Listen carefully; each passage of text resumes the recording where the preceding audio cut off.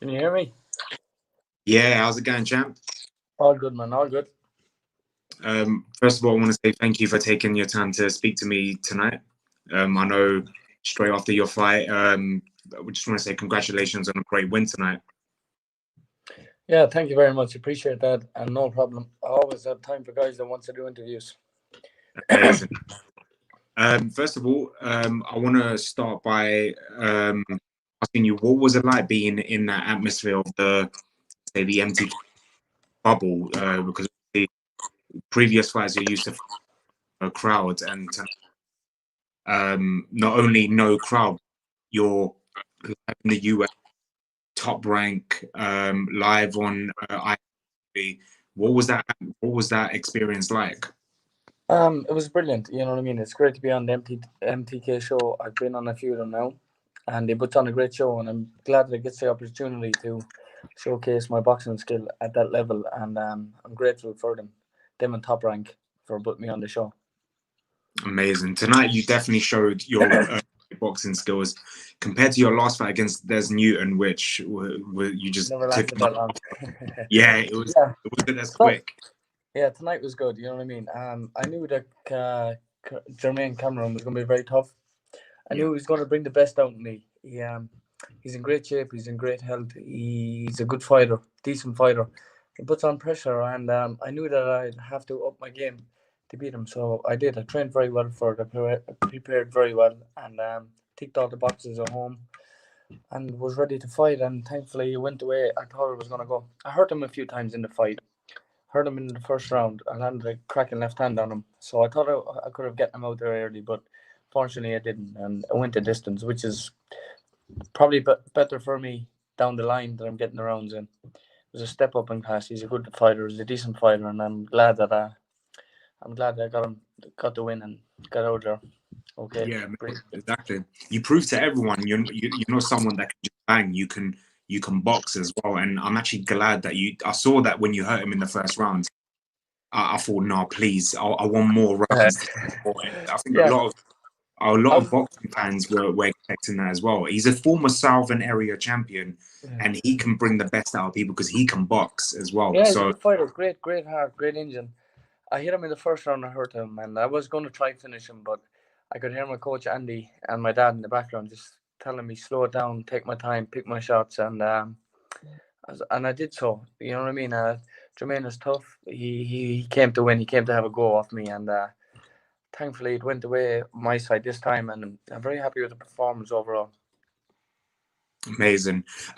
You've probably obviously repeated yourself in the interviews, but I want to know is what's it like being under the influence of a former WBO champion, world champion like Andy Lee? What's he like as a coach? It's brilliant. You know what I mean? We have a great bond now, great friendship. I'm very happy to be working with him. For me, he's the perfect guy to work with. My style and his style. You can see there's glimpses of. So we do the same kind of thing. He's a great puncher, and he was a great puncher, and I'm a big puncher. Southpaw. He's tall southpaw. I'm tall southpaw. He's from Limerick. I'm from Limerick. So it's great. It's great to get to have the opportunity of working with such a legend and learning from and then growing and becoming a better fighter every single day. Glad to be around a person like him, and I'm very thankful for that. Yeah, I'm jealous of you because I've always said if I could sit down with any boxers to have a talk with, it would be Andy Lee, it would be Klitschko and Lewis, only because for me the greatest coach of all time, Emmanuel Stewart. And obviously he's not around anymore, and he's someone I can't speak to. But to speak to one of these three to just get an insight what it was like to be in the Kronk gym and to be around such an amazing coach. Does he ever tell you about stories about that to inspire you? Yeah, Andy does. You know what I mean? Some of the stories he tells me, it's just brilliant for me. And he's telling me about the story he had and the path that he went on and the things that he did with Emmanuel Stewart and little things like it was just brilliant. You know what I mean? It was brilliant for Andy to be working with such a smart guy like him and an intelligent man and one of the best coaches ever. And Andy's learned so much from him. And now he's starting to put it into me, and hopefully I can learn the stuff that Emmanuel has turned has teach Andy, and Andy can teach me it now. Amazing. I don't know if you've been, but is there any plans to, when things go back to normal, We to go to Detroit? Sugar Hill wanted me to come out, but just before the quarantine, before the lockdown, everything happened. We were out in Tyson's training camp, and Sugar wanted me to come over. He was talking to Andy about me, and he wanted me to come out and spar out there in their gym and see what it's like, and roll back the years for Andy, bring Andy back out there, and Yeah. so everything was going out there, which would have been great for me because obviously they're a legendary club, gym with some great fighters in there, and it would have been a different style sparring them American great fighters, and I would have learned a lot from it. But unfortunately, it never happened yet. But I'm sure down the line it's going to happen. Amazing. That's one place I've always wanted to go. I went to Mayweather's gym when I went to Vegas, but Detroit, that is the main reason why I want to go to Detroit, just to go to that legendary gym.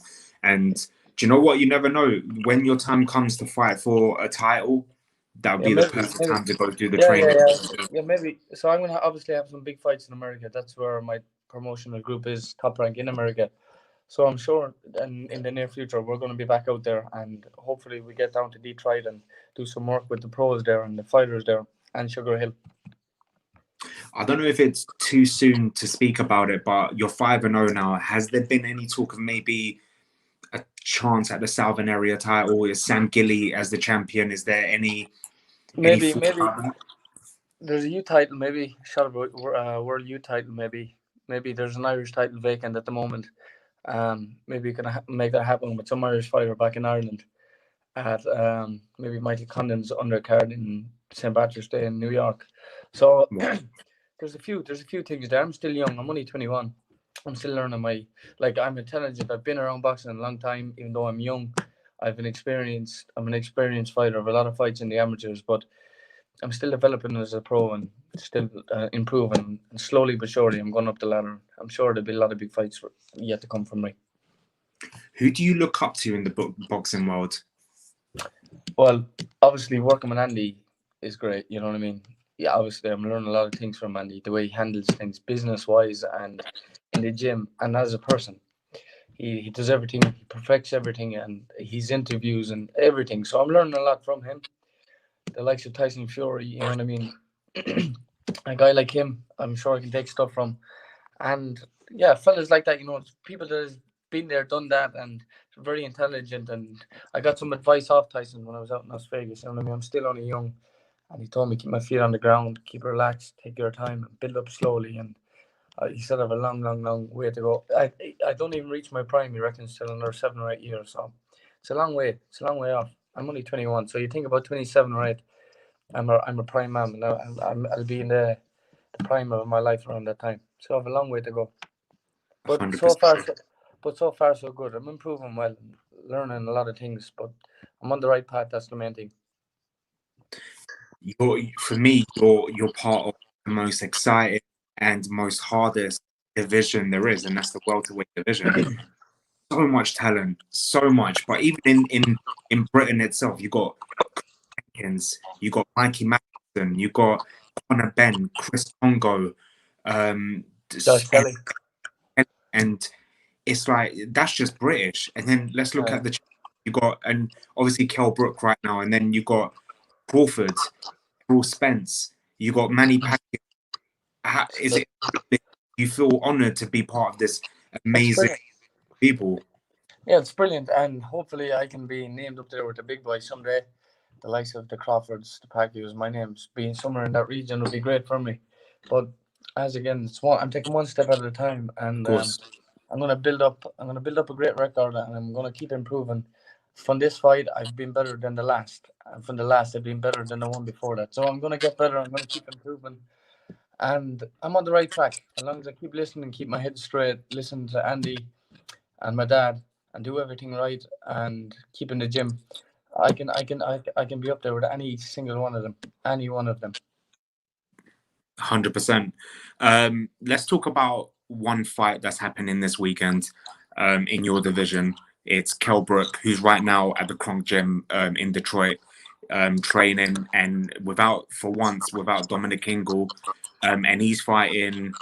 I think it's safe to say that after Lomachenko lost, now at the moment the number one pound for pound Crawford.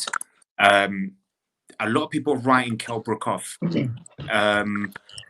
Do you think he stands any chance? Obviously, it's a two-man sport. You know what I mean? Anything can happen. Keller's been experienced. He's been world champion. He's been there. He's done that. He isn't a bum. He knows what he's doing. You know what I mean? He's not taking this fight for the sake of the money. I don't believe so. I think this is for his legacy. I think he's a great fighter. Hell of a fighter. One of the best England's ever had. So he's not going in here just to make a few quid and bow down and retire. He's going in here to win. He's been in the best shape I've ever seen him in. And I think he's going to be hard to beat. But obviously, Terence Crawford is the man. He's the pound for pound best fighter in the world. And in my opinion, I don't see no one beating him. But you never know. It's boxing. Anything can happen. You know what I mean? One punch can change the fight. But Terence is Terence. You know, he's just a brilliant fighter, all-around fighter. Orthodox southpaw. His defense, offense is all brilliant. He has every single thing, every punch. And he's at the top of his game right now, so he's going to be. No fighters, whoever's going to take it off him is going to earn it. You know what I mean? So, but I don't see Kell beating him. But I think it's going to be a great fight. It's going to be competitive, but it's going to be hard for him to beat him. It's going to be extremely hard. For me, But I've said to many people, don't sleep on Kell Brook. Don't be shocked if he shocks the world, because Kell Brook, with the experience, technique that he has, he can pull it off. He can, but Crawford is just another animal. But for me, Brook is going to bring war to him, and I think after Saturday, I'm that confident that people are going to say this was Terence Crawford's toughest fight, because he's going to bring it to him the same way Sean Porter brought it to Errol Spence, and that was like fight of the year. This could end up being fight of the year, and possibly. It's, you know, anything can happen in this fight. Kelly's going to be very big in this fight. You know what I mean? It's not like when he was up against Triple G, he was a smaller man.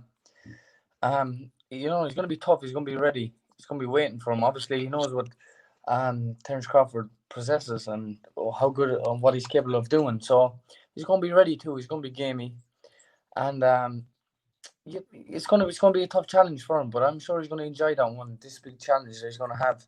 And who wouldn't like a crack off the best pound for pound, the best fighter in the world, you know? So he's going to enjoy this. He's going to be dangerous because he's not to lose and everything to gain. And it's going to be a dangerous fight. But as I said, Crawford is Crawford. You know what I mean? He's going to be extremely difficult to beat on the night, any given night. He's going to be extremely hard to beat. So I still favour Crawford, you know what I mean? I think Crawford is going to do it, but it's going to be a good fight. I think it's going to be a brilliant fight. It's going to be very competitive. 100%. Before I let you go, I'm asking everyone this, and everyone's got their opinion on it. I want your opinion on Deontay Wilder's recent comments. I think he's a bit deluded now. I think he's gone a bit off the rails completely. He's running out of excuses, isn't he? I think he just cannot take his beating. You know what I mean? Some fighters like that, they have so much ego for themselves. They just can't say they've lost. You know what I mean? They just can't say it. But he was like, Tyson beat him fair and square, and there's no point making excuses about it. It was a one-way show from the bell one. He was on about his jacket being too heavy. He was on about the gloves. He was on about water. He was on about his coach throwing in the towel. So he's running out of excuses, and more excuses he's making up.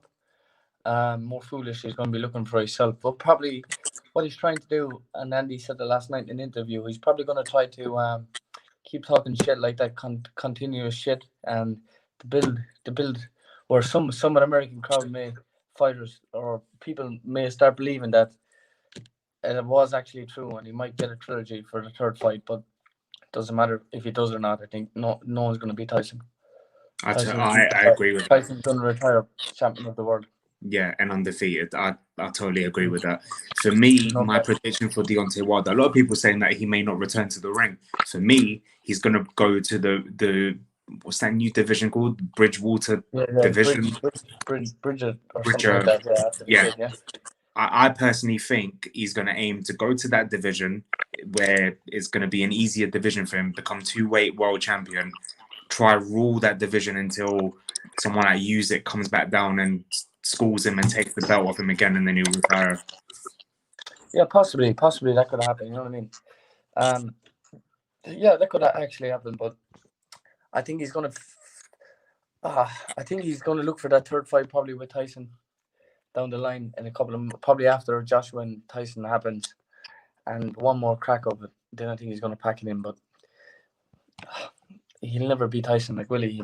He's not that. He's not now anyway. You know what I mean? I think his confidence is shattered.